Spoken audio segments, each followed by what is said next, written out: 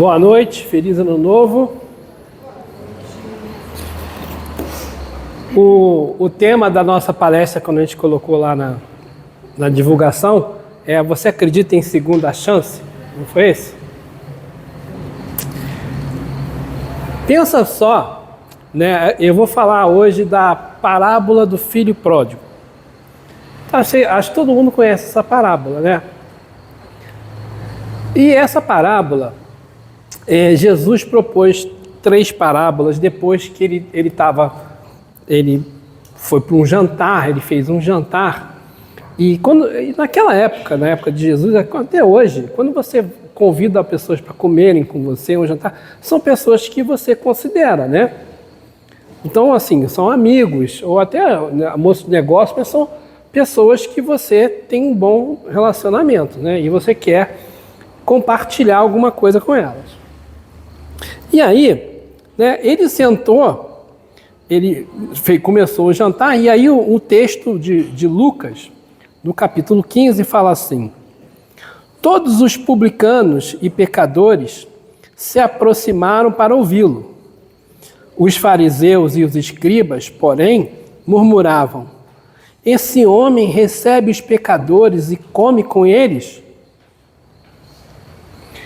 Porque, né, para os judeus, os publicanos eram cobradores de impostos para Roma, de Roma. Então, que Roma era o país invasor, né, que tinha subjugado os judeus, né, Israel. Então, eles tinham raiva, né? E ele fala que estavam os publicanos e os pecadores. Quem eram os pecadores? Eram as pessoas que não agiam de acordo com a como é que se diz? Com a lei judaica, né? Então, eram os pecadores. E tinha os fariseus, que eram os doutores da lei, e os escribas, que eram aqueles que ajudavam nas sinagogas.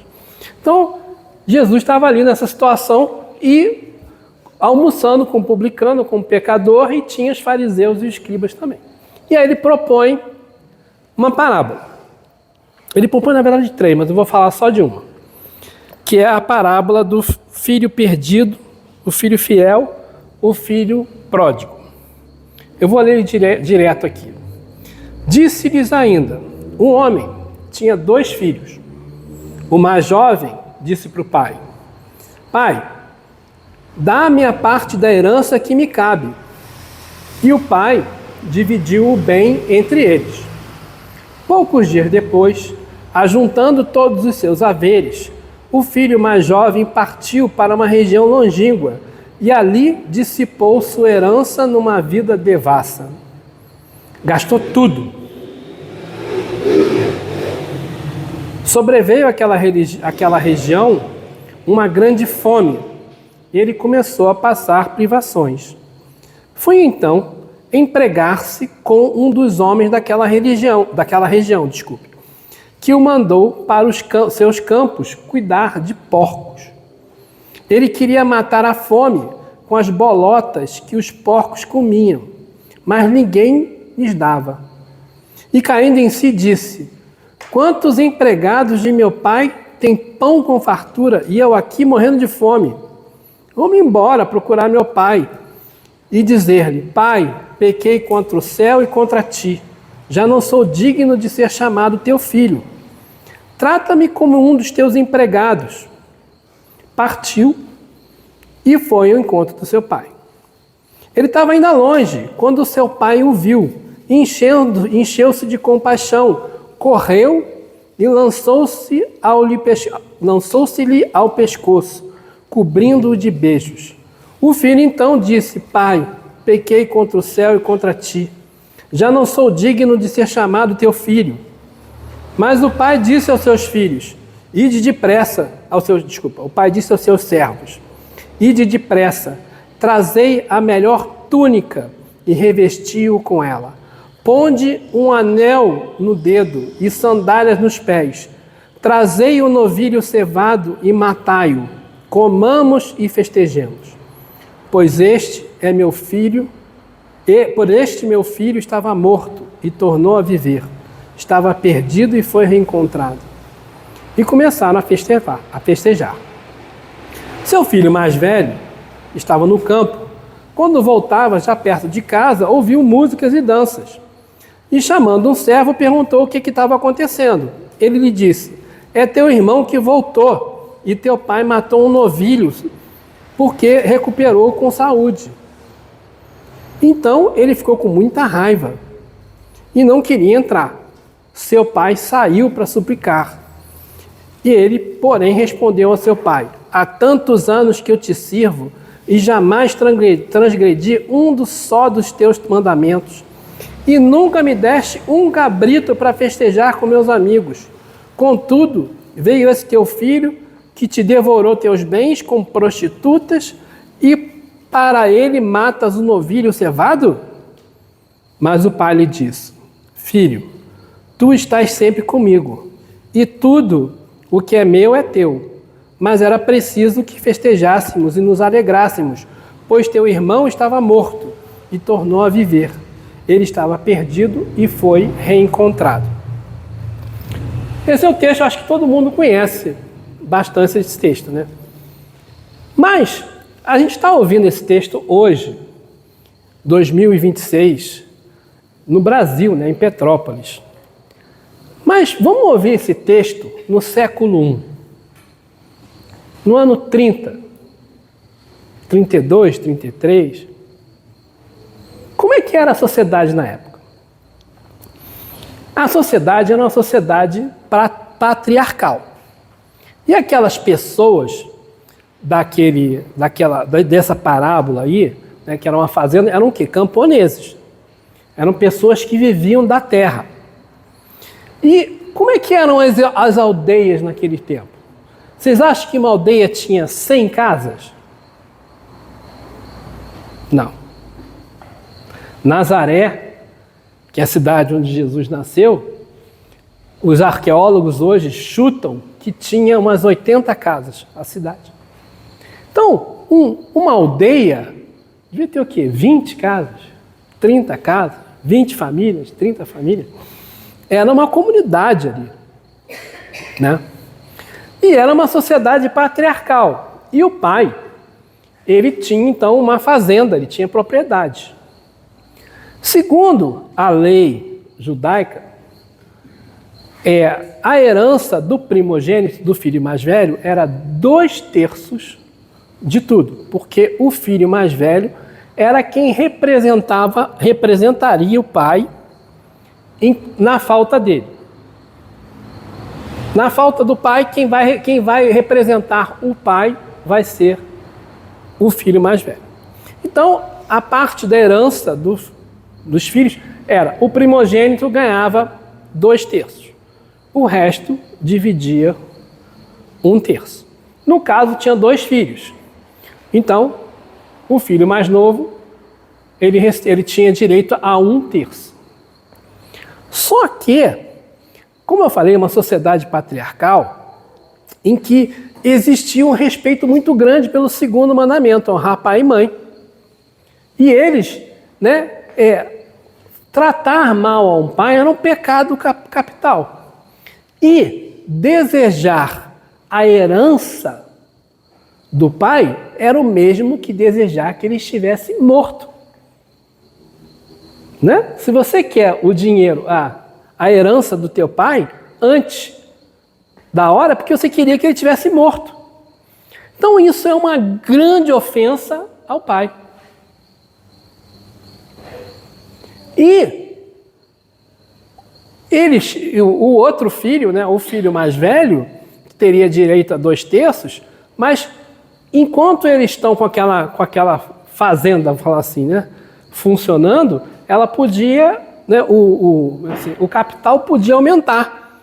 Então, ele 2/3 de 100 podia se tornar, com o tempo, 2/3 de 130, 120, não é isso?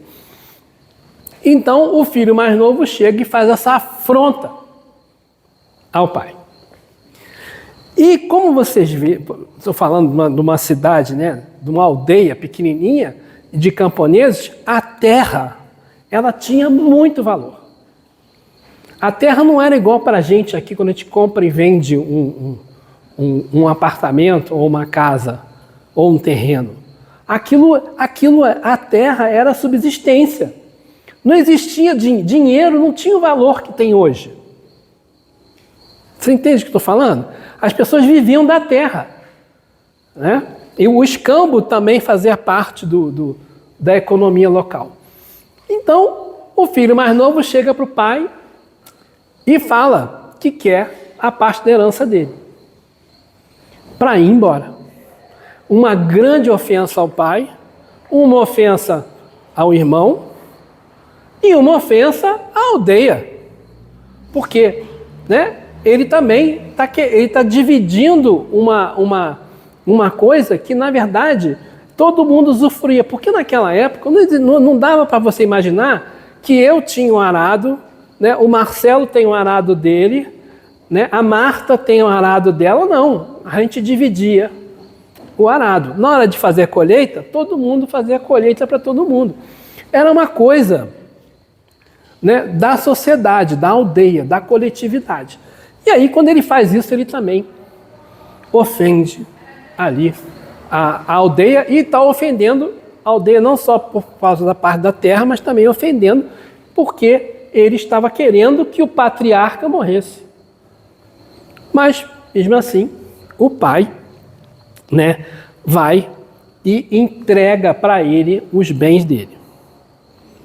Deixa eu ver se eu não esqueci nada. Né?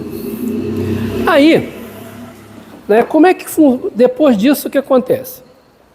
Olha, ele repartiu a fazenda. Repartiu a fazenda, deu 1/3 para o filho. Aí ele fala, o texto fala, passados-se alguns dias, o filho... eu vou pegar até o texto direitinho aqui para não falar de cabeça. Passado alguns dias, ajuntando todos os seus haveres, o filho mais jovem partiu para uma região longínqua e ali dissipou sua herança numa vida devassa.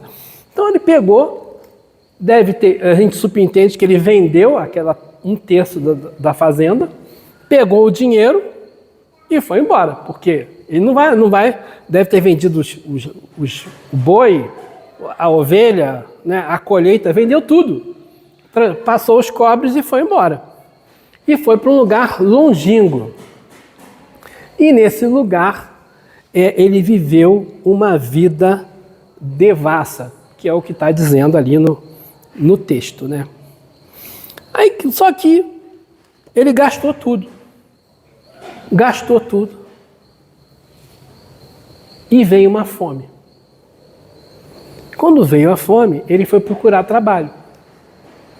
E não tinha trabalho, porque quando tem a fome, por que quando vem a fome? A fome é seca, né? Geralmente naquela região. A gente imagina aqui no Brasil, ó, né, o Nordeste, né?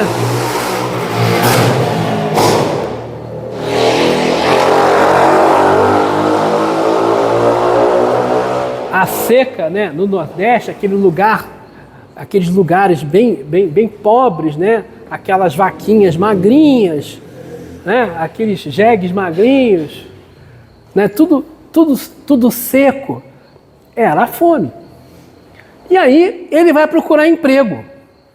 E aí ele vai trabalhar com porcos, apacentando porcos. Mas também naquela sociedade, para os hebreus, os porcos eram impuros, os porcos eram imundos.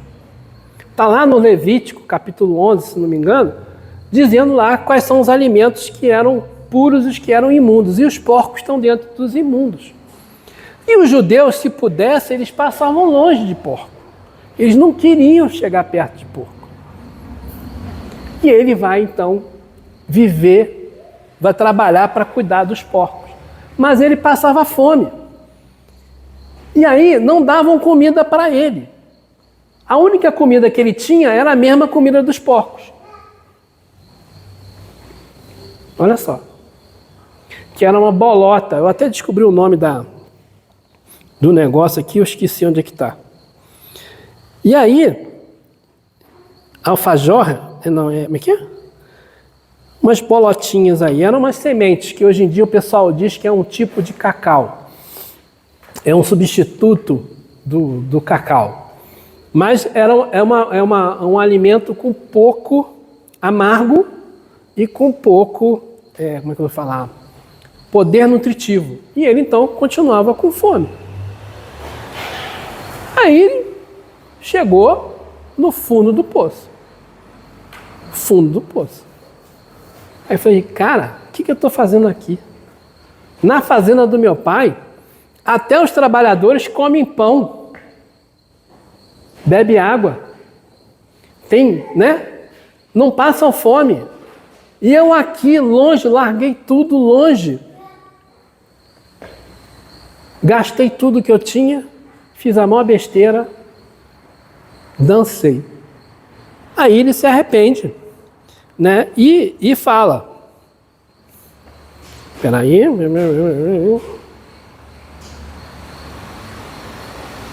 aí caiu em si. Quantos empregados de meu pai têm pão e com fartura, e eu aqui morrendo de fome? Vou-me embora procurar o meu pai e dizer-lhe, pai, pequei contra o céu e contra ti. Já não sou digno de ser chamado seu filho. Trata-me como um dos seus empregados. Por que ele fala que já não era mais digno de ser tratado como filho? Porque na lei judaica falava que quando um filho fazia o que ele fez, era para ele ter sido deserdado e até apedrejado, porque ele tinha negado o pai. Então ele já sabe que ele não tem direito de ser filho. E ele fala, eu pequei contra o céu, contra Deus. E pequei contra o meu pai, o pai da parábola. E ele pecou também contra a comunidade, porque ele, para a comunidade, ele já não era mais filho. Partiu dali e foi ao encontro de seu pai. Ele ainda estava longe. Quando o seu pai o viu, encheu-se de compaixão, correu, lançou-se-lhe ao pescoço, cobrindo-o de beijos. O filho então disse, pai, pequei contra o céu e contra ti, já não sou digno de ser chamado seu filho. Nessa sociedade patriarcal, os anciões, eles se vestiam com uma túnica, uma sandália, e eles andavam de forma majestosa, andavam devagar. Porque era um direito adquirido, porque o ancião, ele tinha um poder natural sobre os outros. Isso é uma coisa interessante, se a gente trabalhar se a gente trabalha na sociedade ocidental, mas se a gente for para o Oriente, for para Dubai, foi para o Emirados Árabes do Dubai, foi para a Arábia Saudita, ou foi até para a Indonésia, para esses lugares, ou até para o Egito, a gente vai descobrir que eles sempre pedem, os indianos também, pedem bênção para o pai. Na hora de fechar negócio, a gente aqui no Brasil, eu falei, pai, fechei um negócio, legal, beleza. Lá não, pai, o Gabriel está me propondo um negócio aqui, eu acho legal, o senhor dá a sua bênção, o que você acha? O pai tem que dar a bênção. Então, os anciões tinham esse poder, e eles andavam, então, de forma majestosa, devagar. E tinha túnica. Você não ia nunca ver um ancião correndo. Não existia esse negócio de fazer ginástica, não, porque não precisava. Lá era todo mundo magrinho. Então, ele não ia sair correndo. Até porque se ele estava de túnica, ia tropeçar e, cair no chão, Então, se você visse um ancião correndo, corre também, porque deve ser um negócio sério. O bicho está pegando. E aí, a história fala que o ancião, quando viu o filho, saiu correndo em direção ao filho. Mas também lá naquela região, até mesmo aqui, não era comum os pais beijarem os filhos. Inclusive, né, lá naquela região, naquela época, quando havia um conflito, eles tinham um mediador. E aí eles discutiam, né? O mediador ia lá, ia se discutir, e quando se chegava a um acordo, esse acordo era só selado com um beijo, com um selinho na bochecha. É o selo. O negócio era selado. Mas então não tinha esse negócio de ficar beijando. E aí o texto fala que, Jesus, né, falando, que o pai sai correndo, agarra o filho pelo pescoço, pendura no pescoço dele e beija ele. Começa a beijar o filho. A gente aqui pode achar que isso é normal, né? O meu filho viajou, passou um ano fora, veio para agora para o Natal, na segunda-feira foi embora de volta para os Estados Unidos, vai ficar mais um ano fora. Então a gente abraça ele, beija ele, né? Porque é o filho. Quando chegou, ele estava lá em casa, estava para fazer, a gente vai lá dar um beijinho no filho, porque a gente está com saudade. Lá não tinha isso não. Não existe isso. Então, né? Mostra uma coisa diferente, o pai em direção ao filho. E aí, né, ele vira para o filho, quase que eu perdi aqui. Aí ele fala assim, não, peraí, porque o filho fala, né, pequei contra ti, contra o céu, já não sou mais digno de ser chamado seu filho. Ele falou, nada, bicho. Cala a boca. Chamou os servos e mandou separar uma túnica, um anel e sandálias. Quem andava, naquela época, os servos andavam descalços. Só o dono da família, né, o patrão, usava sandália. Só os irmãos e o pai. A túnica e o anel representavam a família. O anel provavelmente tinha o brasão da família, né? Então, o pai imediatamente chamou, olha, dá para ele uma túnica, um anel e sandália. Ele chegou querendo ser trabalhador. Não. Você é da família. Trouxe ele de volta para a família. E aí ele mandou pegar um bezerro cevado e matar o bezerro. Quantas pessoas a gente falou, quantas famílias a gente tinha na nossa aldeia fictícia? 30. Tinha geladeira na época? Então, se matar uma ovelha, dá para uma família, né? Um bezerrinho dá para uma família comer em 2 dias, né? Agora um boi, quando matava o boi, era festa para a aldeia toda, para todo mundo. Festa para geral. Festa para geral. Matou o boi. Era uma festa para geral. Então, preparou a festa. E aí começou a cantoria, a dança, não sei o que, churrasco de boi, né? Boi cevado, né? Novilho cevado que eles chamam. Então, assim, é um boi gordo. Então, tinha muita comida e muita festa. O filho mais velho, então, aparece na história. O filho mais velho estava longe. E aí ele chega, vai chegando do trabalho, estava nos campos, quando ele chegou, viu, né, ouviu, né, a cantoria, viu a dança e chamou um servo e perguntou: o que está acontecendo? Não, é que teu irmão voltou são e salvo. E teu pai mandou matar um novilho e fazer uma festa para ele. Aí o texto fala, ele ficou com raiva. Seu filho mais velho estava no campo. Quando voltava, já perto de casa, ouviu músicas e danças. Chamando o servo, perguntou o que estava acontecendo.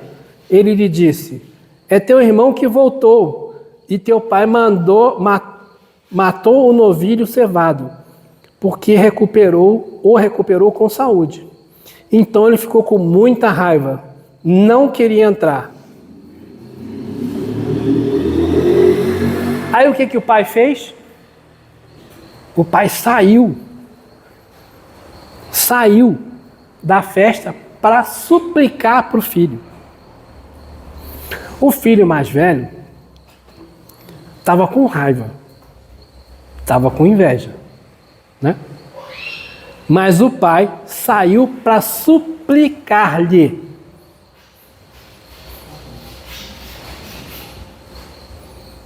Né? E aí o filho fala assim, peraí, deixa eu ver, eu estou perdido aqui porque ficou fora da fora da ordem.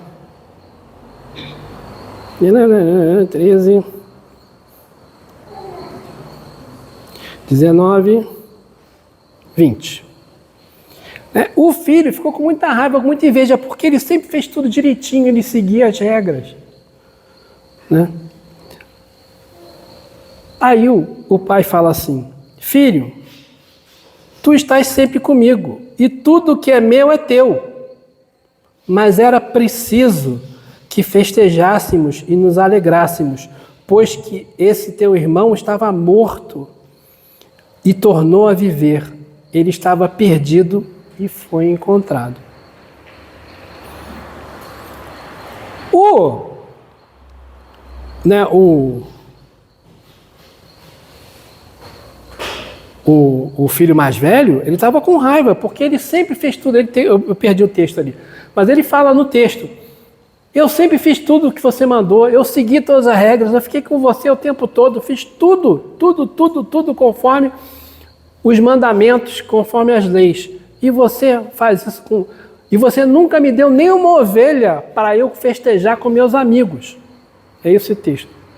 E você, para esse maluco aí que gastou tudo com prostituta, e você me vendeu a herança da família, e gastou tudo com prostituta, quando ele volta você faz isso? Ele ficou muito chateado. Né? Então, essa foi a história que Jesus contou para os fariseus. Então vamos pensar bem de quem que ele estava falando, né? O pai, esse é fácil, é Deus, né? O pai era Deus. O filho mais novo, o filho pródigo, que não é bem pródigo, mas o pecador, ele representava os publicanos e os pecadores. Lembra que no início falou? Ele sentou com publicanos e pecadores. E aí os fariseus e os escribas começaram a reclamar dele. Quem eram os fariseus e os escribas na história? Era o filho mais velho. Era o filho mais velho. Porque os fariseus, os escribas, seguiam a lei de Moisés certinha, tudo certinho, faziam tudo de acordo com o que a lei mandava, seguia todos os rituais. E vamos pensar agora, vamos trazer isso para hoje. O pai é Deus. Mas quem é o filho pródigo? Quem é que vende? Quem é que pede herança e vai embora? Quem é que nega o pai? Quem é que quer que o pai morra para fazer o que bem entender? Nossa, a cara de vocês é o máximo. Ninguém quer dizer nada. Porque muitos de nós, a gente assim, não, eu acredito em Deus, eu só não quero ter nada com Ele. Eu não quero ter nada com Deus. Eu acredito Ele lá, eu aqui. Quando eu era criança, minha mãe falava uns negócios, falava assim, vai com Deus, meu filho. Eu fingia que esbarrava em alguma coisa, eu falei, vai comigo, mas não me atrapalha. Esse é o pensamento do filho pródigo. Acredita em Deus, mas não quer seguir as regras. Mas Deus, o que o pai fez? Vai, meu filho, faz o que você quiser, a vida é tua. Deus não é dono de tudo, tudo, não é? E nós não somos filhos dele, a gente não tem direito a uma parte do que dele. Então a gente várias vezes na nossa vida, a gente pega a nossa herança antes da hora. A gente quer fazer o que a gente tem vontade de fazer. A gente vai embora e faz o que a gente quer. Esquece de Deus, nega Deus. E aí a gente começa, vai para a vida, faz um monte de besteira, aí vem a fome. O que é a fome? É a prova, é o perrengue, né? É o sofrimento. Aí quando aperta, corre e vem aqui para o centro, né? Aí vem aqui para o centro. Aí chega aqui no centro, eu queria um atendimento fraterno, queria tomar um passo, queria estudar, né? Pô, vai para a igreja, vai conversar com o padre. Eu estava vendo um seriado nessa época de Natal, Ano Novo, e aí tinha uma detetive lá, uma detetive mulher lá, e toda vez que tinha um problema, ela ia na igreja, mas ela só ia na igreja quando tinha problema. Ela ia na igreja, confessava e saía, resolvia o problema. Melhor do que tem gente quando tem problema, vai para cachaça, né? Ela ia para a igreja. Mas representa, aí chega uma hora que o padre fala para ela, cara, isso aqui não é um lugar para você vir só quando está com problema, não. Você tem que vir todo dia, todo domingo. Né? Ela, não, isso não é para mim. Mas quando apertava, ela ia na igreja. A gente faz isso na igreja, faz no centro, faz na igreja protestante. A gente faz direto. Porque a fome bate. E quando a fome bate, a gente se toca. Gente, eu não preciso passar por isso. Eu posso sair dessa situação. Eu não preciso passar fome. Que fome? É fome de que ele está falando aqui? Não é fome de comida, não. Porque ele falava que ele comia as bolotas e não satisfazia. Porque a gente, às vezes, vai para a vida, faz um monte de coisa, tem um monte de prazer, e esse prazer não te satisfaz. Né? Sair para a vida, para, sei lá, emprego novo. A maior ilusão que tem é o negócio de emprego novo, tá? Eu falo de cadeira. Arrumar um emprego fora do Brasil. Aí vai eu todo feliz para lá. Gente, que perrengue que é. Ficar longe da família. Comida diferente. Tu é um estrangeiro. Tu é um estrangeiro em qualquer lugar do mundo, inclusive aqui é. Né? Tá me roubando meu emprego. Né? É muito difícil. A gente sofre preconceito e a gente fica achando que é a melhor coisa do mundo. E aquilo não satisfaz. Né? Então a gente às vezes, eu quero viver uma vida de prazeres. Ou esse negócio de ganhar na Mega Sena, né? Eu brinquei tanto com meus filhos, né? Aí nós fizemos um monte de jogo lá e tal. Vamos jogar tal. Aí fizemos uma vaquinha, jogamos. Aí no papo, né? Meu filho falou, não, se eu ganhar, eu dou 500 conto para os meus irmãos, para o meu pai e fico com o resto. Eu tinha conversado com meus filhos que eu ia dar 5 milhões para cada um, se eu ganhasse. Mas meu filho falou que ia me dar 500, eu já sei quanto que eu vou dar para ele, 500, né? A parte dele, que é o filho, né? O filho pródigo, queria um terço desgraçado. Eu falei, vou te dar só 500, vou dar 5 para os outros. Mas, brincadeiras à parte, o que é isso? O que é essa situação? O que era esse filho pródigo? Ele representa o egoísmo. O que é o egoísmo? Eu quero tudo para mim. Eu quero é meu. Eu quero, o que eu puder ter para mim, eu quero. Não importa o que os outros pensem. Não importa o que meu pai vai estar pensando. Não importa o que meu irmão está pensando. Não importa o que a sociedade está pensando. Primeiro eu, segundo eu, terceiro eu. E depois, o que sobrar, eu. Isso é o egoísmo. Porque não foi o que o filho pródigo fez? Só que ele deu com os burros na água, quebrou a cara. Aí quando, né, apertou, voltou voltou correndo. E ele é engraçado que ele fala assim: pai, eu não quero ser mais teu filho, deixa eu ser trabalhador, porque eu só quero comer. E o pai, o que faz? O pai vai correndo para ele. Deus. Não é Deus, não? O pai não é Deus? Vai correndo para ele. Abraça ele. Beija ele.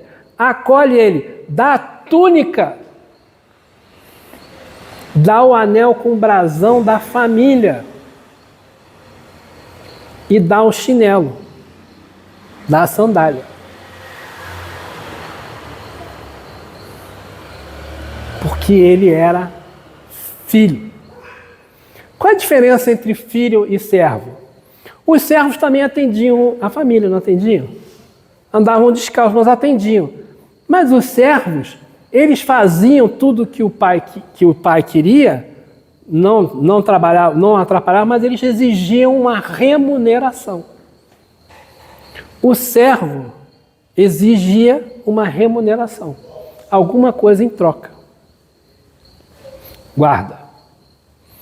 E o outro filho, o filho mais velho? O que se achava no direito de 2/3, fazia tudo certinho, era o representante do pai, representante de Deus na terra, os fariseus, receberam, né, de Moisés a incumbência, né, de manter a religião judaica, Israel, né, o povo prometido de Deus. Eles recebem essa tarefa. E eles, então, de acordo com o que eles aprenderam, eles tinham que, para serem o povo prometido, eles tinham que seguir aquelas regras. E as regras, para eles, seguir as regras que estavam escritas ali, era suficiente. Seguir o ritual era suficiente. Mas Jesus fala, não é isso. E quando o fariseu, ou o filho mais velho, vê que o pai recebeu aquele pecador de volta e trouxe ele para a família, ele ficou com raiva. Por quê? O que ele tinha? Né? Qual era? Destrava para mim. Precisa da cola. Qual era a característica dele? Ele era egoísta também, né? Igual o outro filho, o filho que já tinha saído, que tinha fugido. Mas ele também, né? Cadê minha cola? Ele era o orgulho. Ele era o orgulhoso. Porque o que é o orgulhoso? Ele se achava melhor do que todo mundo. O que é orgulhoso? Eu sou o melhor. E todo mundo é pior do que eu. E o egoísta, eu quero tudo para mim. Eu em primeiro lugar, segundo, terceiro, quarto, quinto, tudo para mim. E eu sou melhor do que todo mundo. Quais são as duas chagas da humanidade? Orgulho e egoísmo. Junta os dois, você tem um negócio chamado mal. O que é o mal? O mal é o orgulho e o egoísmo. São as chagas da humanidade. Então essa parábolazinha aqui está falando da humanidade. Está falando dos orgulhosos e dos egoístas.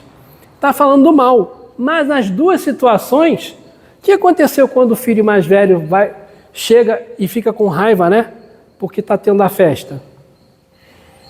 O pai sai da festa e vai conversar com ele para suplicar para ele. De novo, Deus vai conversar com ele. O pai vai conversar com ele. Porque Deus está sempre com a gente. Deus vem conversar com a gente. Não de maneira explícita, não aparece aqui. Né? Porque a gente às vezes tem aquela ideia, né, que a gente vê nos filmes, que Deus vai se materializar aqui uma sarça ardente num velho de barba, de barriga trancada, né? Não é isso. Como é que Deus aparece para a gente? Aparece no momento que você vem para uma casa espírita, por exemplo, pela primeira vez você é bem acolhido, você gosta do que você ouviu, assiste a palestra, as pessoas são amáveis com você, né? E aquilo te traz um conforto, você se sente bem. Isso é Deus, providência divina, falando com a gente. Essa parábola, ela fala de providência divina, mas ela também fala de livre-arbítrio. Fala de livre-arbítrio, a gente pode escolher o que a gente vai querer, mas tem a lei de causa e efeito, que a gente vai colher o que a gente plantou. Mas o que é principal ali é a misericórdia divina, é a segunda chance. A segunda chance, a terceira chance, porque todos nós estamos tendo chances. Só da gente estar encarnado aqui é uma chance. Quantas vezes nós fizemos besteira e nós temos a segunda chance? Né? Eu fico pensando, né? Essa parábola é uma parábola que me toca muito, porque quando ele está falando do filho mais velho, está falando dos fariseus, daqueles que seguem as regras, né? Ele está falando dos falsos religiosos também, né? Quem são os falsos religiosos? São aqueles que, de qualquer religião, que exigem que você faça isso, assim, se você não fizer, você está errado. E eu já fui muito assim, eu sempre conto essa historinha. Na década de 90, eu estava no Tones com a Flávia e as crianças, e aí uma pessoa que já desencarnou, que era diretor aqui do centro. Eu estava sentado com ela lá no Tones, não sei se vocês conhecem, né? A pessoa entrou, foi lá no balcão e pediu um chopp. Um diretor do centro. Pediu um chopp. Aí eu olhei para a Flávia. Falei, tá vendo ali? Ali. O quê? Ali, lá do centro. Tomando um chopp. E aí qual foi a resposta da Flávia? Tu não bebe cerveja? Teu pai não bebe cerveja? Não bebe uísque? Né? Então a gente às vezes fica achando que ser espírita é não beber chopp, não beber cerveja. Ser espírita não é isso. Ser espírita é a gente aceitar, o bom espírita é aquele que entende que Deus, que tudo que Deus faz, né, nós vamos herdar tudo o que Ele faz. Mas como é que a gente faz para a gente receber a túnica da família de Deus, né, da família divina? Como é que a gente faz para receber um anel que vai provar que a gente está seguindo, né, a Deus? É quando a gente entender que a lei de amor, que a lei de Deus principal é a lei de amor. Né? É esse que é o objetivo de Deus. Fazer com que todos nós entremos nesse ambiente familiar do amor, da fraternidade, de resolver os problemas com amor, de selar os nossos problemas com um selinho, né? Um beijinho. Porque o que a gente quer hoje em dia, muitos de nós, a gente se revolta. Né? Toda vez que a gente se revolta, a Flávia fala assim, tu é muito em cima do muro. Não, graças a Deus, eu não sou em cima do muro. É porque eu acho que tudo que é radical está errado. Isso eu aprendi. Tudo que é radical está errado. Para qualquer lado. Para cima, para baixo, para frente, para trás, para o leste, para leste e para oeste. Não me interessa. A gente não pode ser radical.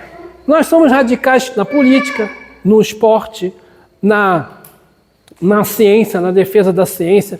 A gente vai para bar para ficar com os amigos, a gente briga com o outro por ponto de vista, porque eu quero provar para Carla que o meu ponto de vista é o certo e o dela é o errado. Não é verdade? Não é isso? A gente briga por ponto de vista. E não tem nada a ver.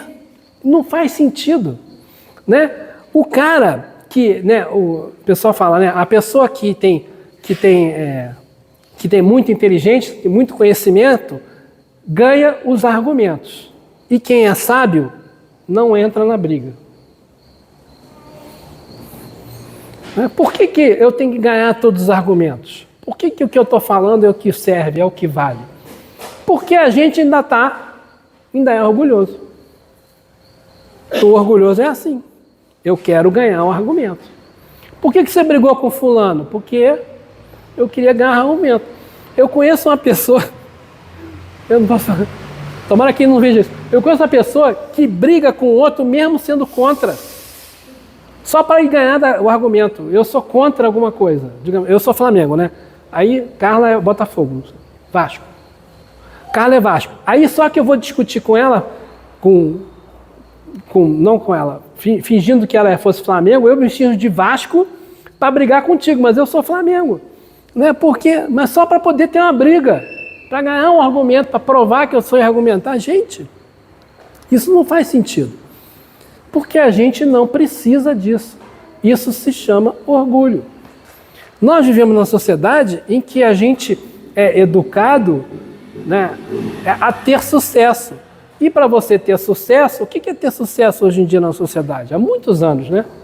A sociedade ocidental é você ter dinheiro, é você ter um bom emprego, né, uma boa aposentadoria, ter uma casa legal, ter um carro legal.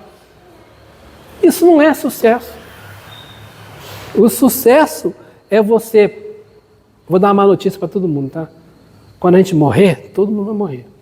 Quando a gente morrer, o sucesso é a gente chegar lá assim, cara, ó, você completou o que você se comprometeu a fazer. Isso é sucesso. André Luiz chama de completista.